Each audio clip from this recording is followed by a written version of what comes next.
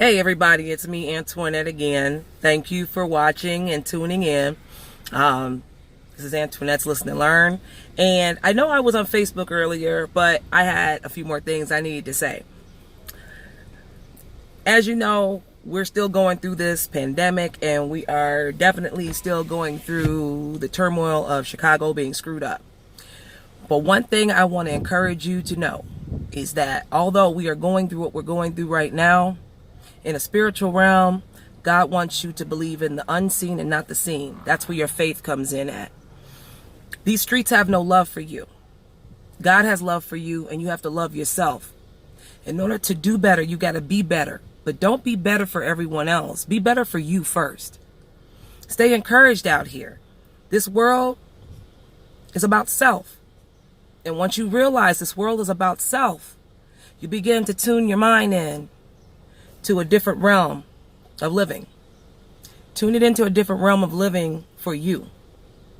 We are going to endure so much trauma in this world due to the looting, due to all the robberies, due to all the depression in people, the depression in the youth, the depression in the adults. What we can do about that is that we have to hold on tight to our reins, just like our ancestors did. Our ancestors were in slavery. They were in slavery for many years, but a lot of our ancestors didn't let, the slave master enslave their minds. They enslaved their bodies, but not their minds. You have to think in that mentality sometimes, because this world, it may enslave you in the physical, whether it be through your homes, through your finances, but it doesn't have to enslave you mentally.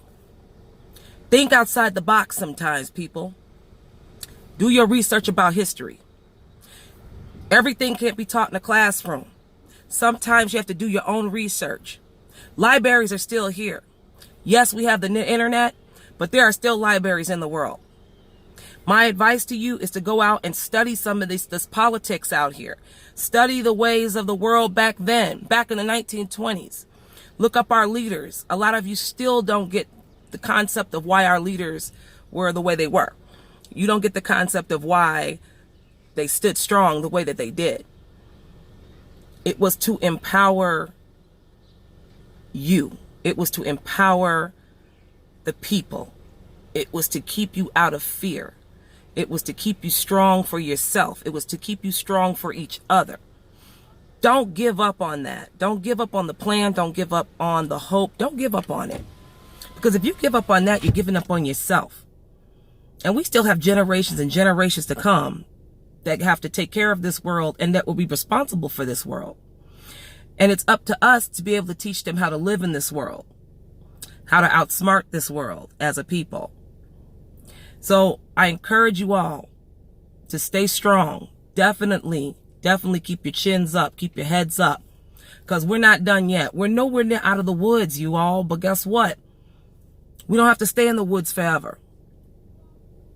It's all about self-preservation as well. A lot of people want to stick to trends. A lot of people don't know how to lead. A lot of people there's more followers than there are leaders. And if you've noticed, we no longer really have leaders. A lot of the leaders we had, they've kind of disappeared and gone in the wind. Some were paid off to keep their mouths shut. Some got caught with bribes, lying. Some people pretended they were black, they were white. I mean, they didn't make sense to me, to be honest with you, because if you're supporting African Americans, then you're supporting them. It doesn't matter what color you are, as long as you are doing it genuinely. So a lot of the leaders were not really leaders. We have to pick up the pieces. And we've been taught. A lot of us have been taught from history. A lot of us have searched through history. A lot of us have read. A lot of us have experienced things in these streets. We got to use that knowledge that we learned from the lessons we've learned and teach our youth not to make the same mistakes. The point of raising children to go beyond your years is to be better than you. In order for you to teach them to be better than you can't sit back and hold on to a torch that was only meant for you to hold on to for a very short time. Pass that torch along. Give it to the generation that's going to help build this country, that's going to rebuild this country.